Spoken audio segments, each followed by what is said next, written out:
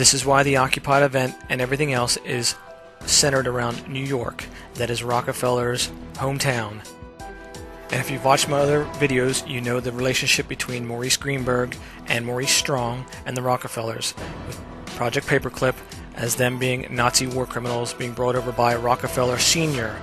This is why you see all the Greenbergs that are in Scottsdale, Arizona. That's where Maurice lives. And you see the rest of the family, the Strong side of the family, in New York. You see the actors coming together to do the Occupied event. You see all these events revolve around Pima County, the Greenbergs, the Voles, Strongs, Bloombergs. All of them are behind all of these events that we're seeing. And then you're going to see, on top of that, what the President of our United States has appointed as the council that oversees all the things that they do.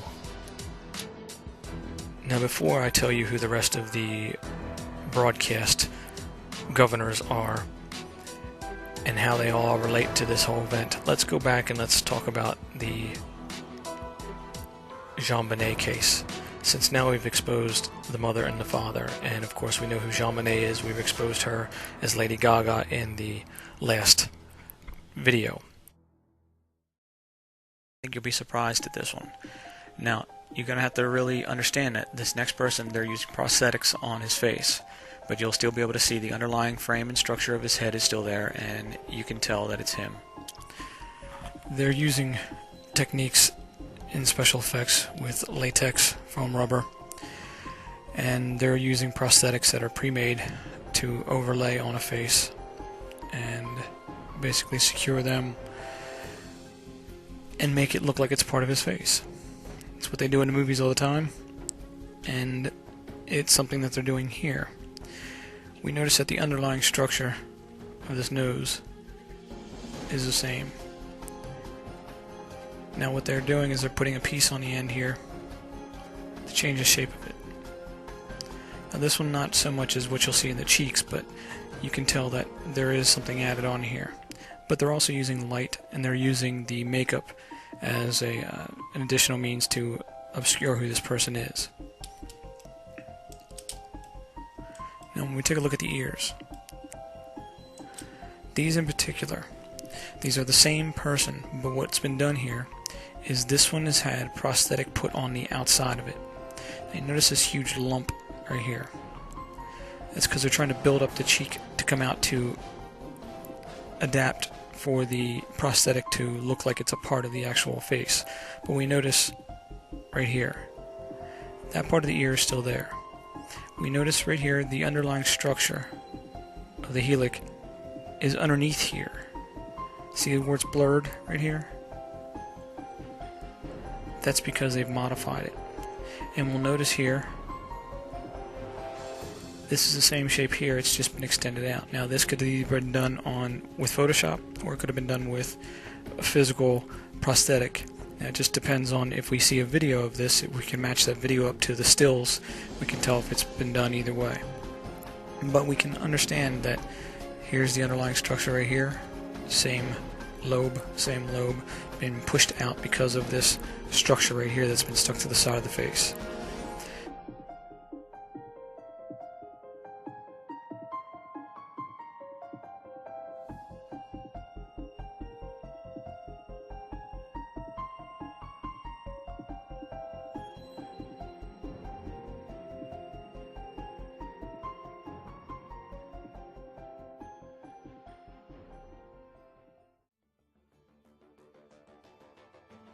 So in the earlier parts of this video, we've proven the case that the JonBenet character is being played by Lady Gaga.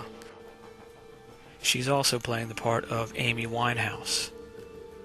Now, you can see it's apparent. But now here's another funny little twist they throw in there. The individual that supposedly discovered her, her friend, whom she took her to, is none other than the character Rachel Zoe's husband that we exposed in the first video.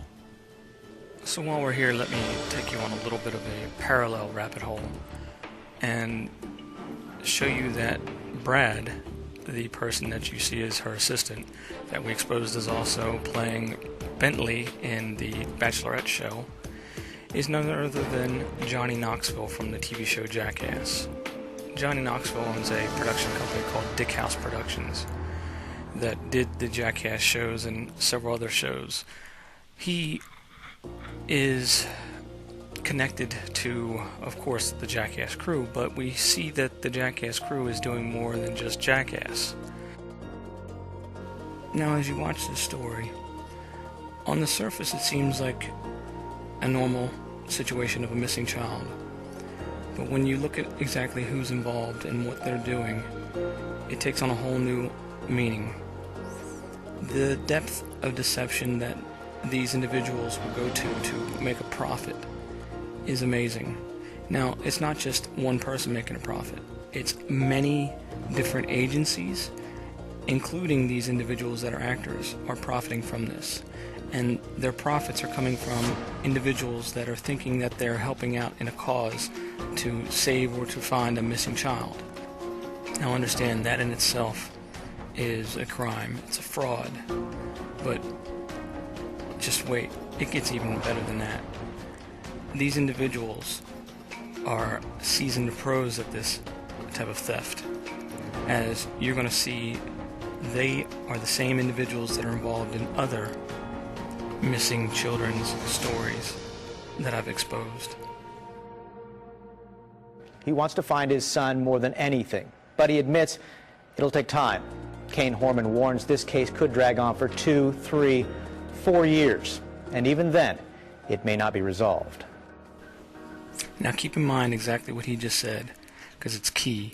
The longer that they can prolong these events, the more money that they can pull in by the nonprofits that they set up, and also the more money that they can steal from the individuals of the taxpayers that are involved in these areas of the events, in the form of the sheriff's got to be paid, the law enforcement have to be paid, and more importantly, like within the Holly Bobo incident, the Fusion Center is what they were looking to try to fund by way of Homeland Security grants. And in order to get those grants, they have to show a reason for their existence. That's why you didn't see the FBI trying to find the individual. You saw the TBI, the Tennessee Bureau of Investigations, which is the Fusion Center.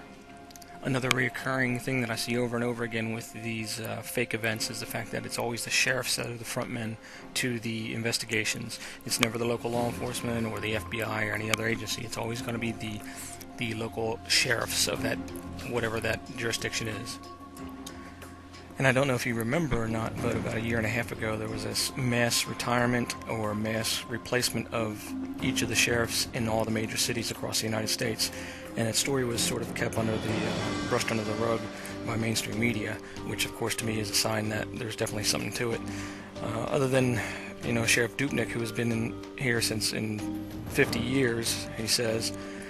And of course, Sheriff Dupnick has the ties to Homeland Security because Janet Napolitano, of course, was the governor of that state and the attorney general for that state.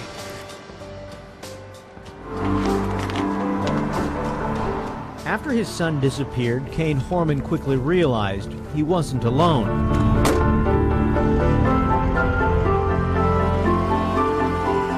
Thousands of friends, neighbors, complete strangers shared his agony. We will never stop looking for you, Kyron. You will be home soon, sending warm prayers and lots of love to the family. Over the past year, hundreds of well-wishers helped fill the wall of hope. No one is giving up on Kyron Horman. It's kind of a living, breathing thing, just like he is. It is going to continue to grow, and things about it are going to change. Not if I have anything to do about it. See, the father that you see here, that you have all the emotions now built up to find his son, is not who he says he is. We'll get into him in a moment. But as others return to their normal lives, Kane Horman remains stuck in an endless nightmare. He's with me every single day. These are all pretty cool. Kane admits there is no routine anymore. He's a single father with a busy job at Intel. He's got bills. It's kind of a longer one, but it does the shopping and runs errands. Keep a strong heart and Godspeed you home safely. All while searching for his son, and he's surrounded by memories. Time kind of moves on, and you have to adjust. Kane relies on a close group of friends for support. Some days are tougher than others, but nothing's been harder than Christmas. But just having an empty house for the first time, pretty much. You see, Mr. Kane here is a liar. He's actually one of the Jackass crew. This is Dave England. Dave is one of the original members of Jackass. He's also the publisher and the founder of the snowboarding magazine called Skin Tight, and he is a professional snowboarder. This is him and his son. Does he look familiar? So let's see, that's $25,000 reward for this one, $100,000 reward for the Holly Bobo, and another $25,000 reward for the ATM murders out in LA. So if any law firm would like to take on collecting this from these individuals, let me know. I would like to set up the money if anything was recovered after legal fees are paid for as a grant and give the money back to the individuals or the people of the state, the particular state that the money was taken from. And I would definitely like to pursue that vigorously, so please contact me. So you ever wonder why this country's in basically the position that it's in, when you have adults of this country acting like fools, and then of course teaching this fraudulent and criminal act to their children, who of course follow in their parents' footsteps. So we see this over and over again, and I'm sure we'll see it over and over in the future unless we put an end to it and hold these people accountable for their actions. Analogy about driving this into the ditch. This investigation has been in the ditch for some time now. The Sylvia Island searches was basically a PR gig in order to get $200-something in overtime, which worked, by the way. And these are the searches of Sauvie Island, which Bruce is referring to. He's very critical of this investigation. Now, Dave isn't the only actor involved in this crime. There's other actors from the Pima County area, too, that are taking place and doing their same old song and dance, what they usually do. And this individual you might know from another event. I think that some of the stuff probably hasn't been handled in.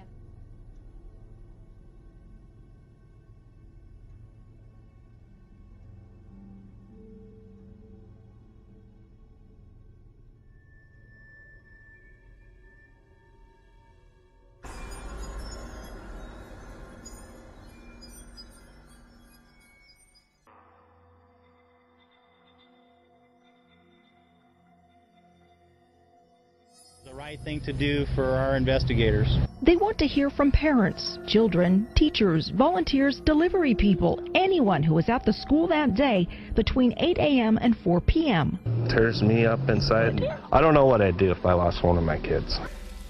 And this is another Jackass cast member. This is Loomis Fall.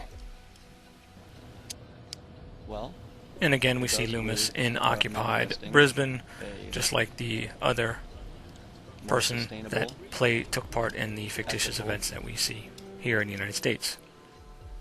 Now, on top of that, Loomis is actually Tony Greenberg. Now, I know you might be saying, oh, this is a bunch of bullshit, right?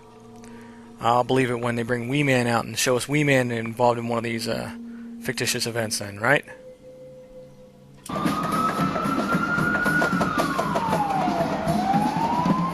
Here we have Wee Man all decked out in his nice disguise, even missing the two front teeth, but we can still see it's Wee Man.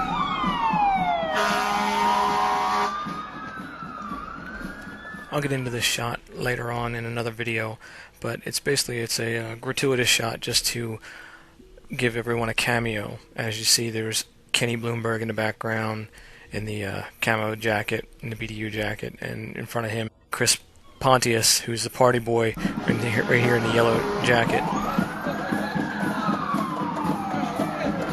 So Chris is the one down at the Jefferson Memorial with Adam Kokesh, the one where they all got arrested for supposedly for dancing. Yeah, right.